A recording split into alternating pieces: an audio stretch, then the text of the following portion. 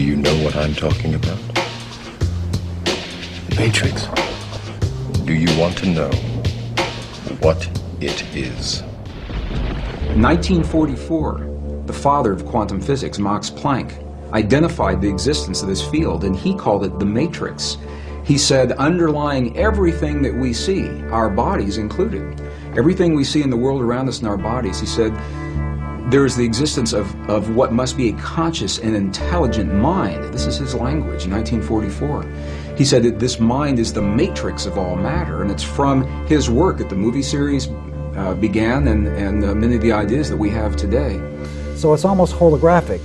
The part contains the whole. The matrix is everywhere. It is all around us. Even now, in this very room. You can see it when you look out your window or when you turn on your television. You can feel it when you go to work. It is the world that has been pulled over your eyes to blind you from the truth. What truth? A prison for your mind. Some are calling it a quantum hologram, very technical sounding name. Dr. Edgar Mitchell, the former Apollo astronaut, I've had the honor of sharing a stage with him a number of times. He calls it nature's mind. Stephen Hawking calls it the mind of God. Others simply call it the field. So light is a kind of halfway between material and energetic reality that we see in terms of substance and almost the mind of God, if you will. I mean, if you said to people, is that table solid? They say, of course it is, of course it is. Well, it isn't, it can't be, it's made of atoms, right? And atoms are not solid. Tell me how it does that. Our minds do that by turning vibrational fields into apparently physical objects. This isn't real. What is real? How do you define real? If you're talking about what you can feel, what you can smell, what you can taste and see, then real is simply electrical signals interpreted by your brain. Rain looks like a thunderstorm when it is presenting a coherent thought. So no one has ever seen the thought. What they do see in neurophysics is that they see a storm raging around different quadrants of the brain. Those are areas that are mapped in the body and what the person must be responding to. A holographic image. How do you know you exist? Well, of course I exist. But how do you know you exist? It is intuitively obvious. Intuition is no proof. What concrete evidence do you have that you exist? I think, therefore I am. But how do you know that anything else exists? My sensory apparatus reveals it to me. Here's the big question. How do you know that the evidence your sensory apparatus reveals to you is correct? What I'm getting at is this. The only experience that is directly available to you is your sensory data. And this sensory data is merely a stream of electrical impulses that stimulates your computing center. In other words, all that I really know about the outside world is relayed to me through my electrical connections. Exactly. That would mean that I really don't know what the outside universe is like at all, for certain. That's it. It exists now only as part of a neural interactive simulation that we call the Matrix. We create reality. We're reality-producing machines. We create the effects of reality all the time. Core rules. Gotta sink the last one. They're hurt. It never touched you. And it's not solid. Its ball is mostly empty. Those electrons build up a charge and push the other electrons away before they touch. So nobody touches nothing. The most solid thing you can say about all this insubstantial matter is that it's more like a thought. It's like a concentrated bit of information. Matter is not what we have long thought it to be. A particle, which we think of as a solid thing, really exists in a so-called superposition, a spread out wave of possible locations. And it's in all of those at once. The instant you check on it, it snaps into just one of those possible positions. When you ain't looking, it's like a wave when you are looking, it's like a particle. Atoms are not just unimaginable, they're self-contradictory. They behave both like particles and waves. And it gets weirder. When you're not looking at an atom, it behaves like a spread out wave. But when you look to see where it is, it behaves like a particle. This is insane. First, atoms couldn't be visualized at all. Now it seems they change completely in character, depending on whether or not you're looking at them. So the act of measurement, or observation, creates the entire universe.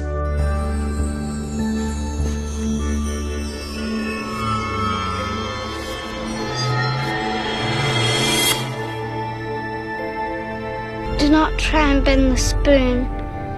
That's impossible.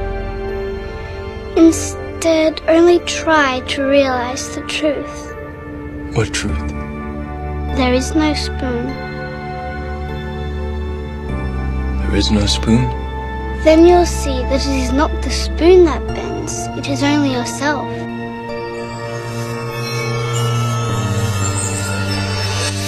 And what the science now is showing is that when you can change the field that the atom is in, you change the atom. And we're made of those atoms. So when we have feelings in our hearts, we're changing the field that connects the stuff everything is made of, and we literally are altering our physical reality. Quantum waves, which are vibrations, out of which all matter is eventually is created or emerges. We may perceive ourselves as droplets, if you like, individuals. But if you put a droplet in the ocean, where does the droplet end and the ocean start? The ocean is the droplet is the ocean, and it's the same with us. And one of the basic assumptions of quantum physics is the quantum wave nature of all matter. That matter, unobserved, matter on its own, moves and vibrates in waves. We can get a pretty good feel for the double slit experiment and how dramatically it alters our picture of reality. But first, I need to make a couple of adjustments to the lane.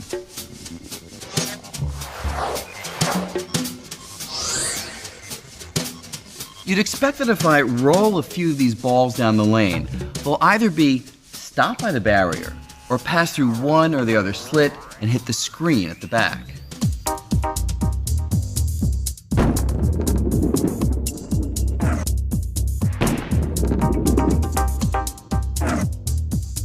And in fact, that's just what happens.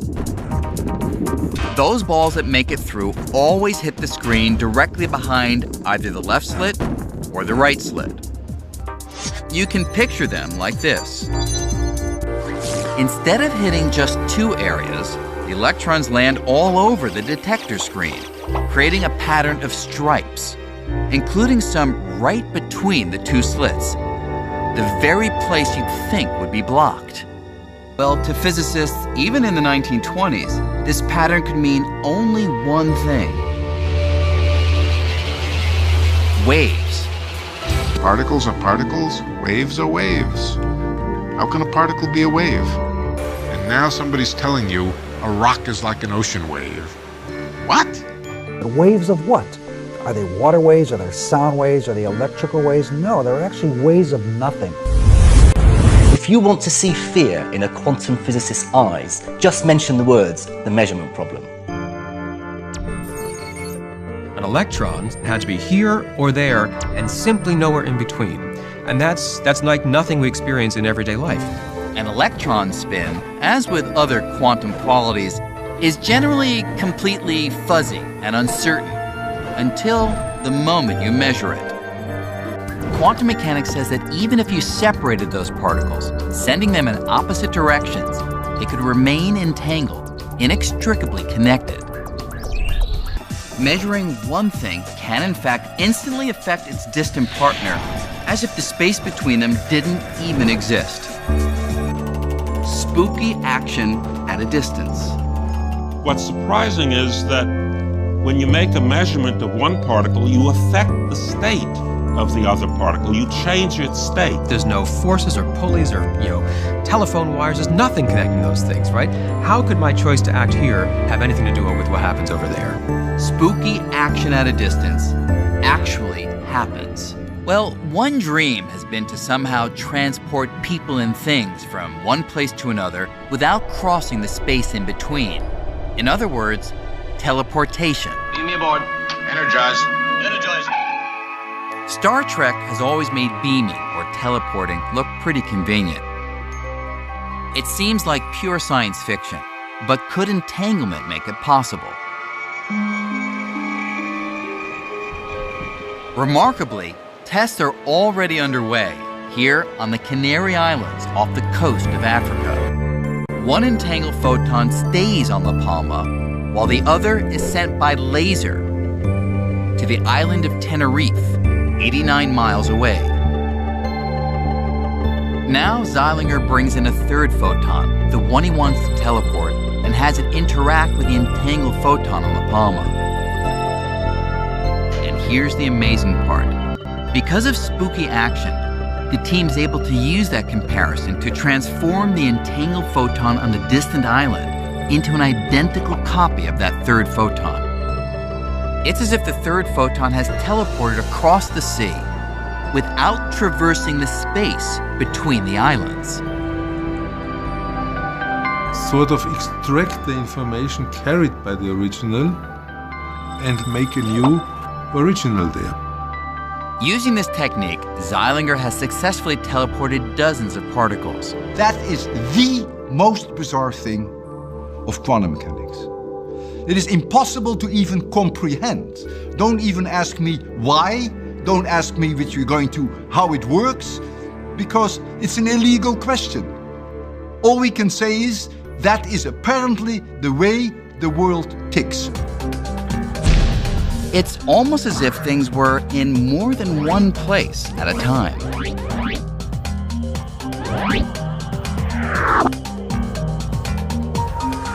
And what I do here can have an immediate effect somewhere else, even if there's no one there. The simple fact is that relativity and quantum mechanics have been tested countless times, and they work. Like it or not, we have to learn to accept these weird predictions are just simply, true. It's the best theory we have. There are literally billions of pieces of confirming evidence for quantum mechanics. It has passed so many tests of so many bizarre predictions. There's no disagreement between quantum mechanics and any experiment that's ever been done. I don't think people really believe it. And I don't mean that people say, oh, you're lying, or, oh, the scientists are confused. I think it is so mysterious that you can't even understand how amazing it is. That is highly counterintuitive and something which many people would find difficulty accepting. I didn't say it would be easy, Neo. I just said it would be the truth. Stop. Let me out. It is now a scientific fact that the space between things is anything but empty. It is full of a living, pulsating essence that we may have experiences inside of our bodies that influence the world beyond our bodies through the conduit of what's in this space.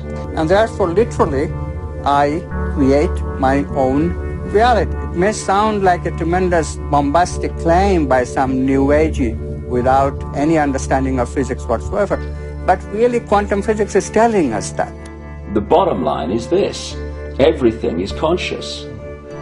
What we call creation is like an ocean of infinite energy, which is manifesting itself in different forms. What this tells us is that once matter is physically joined, even when it becomes separate, the energy is still there that's connecting it.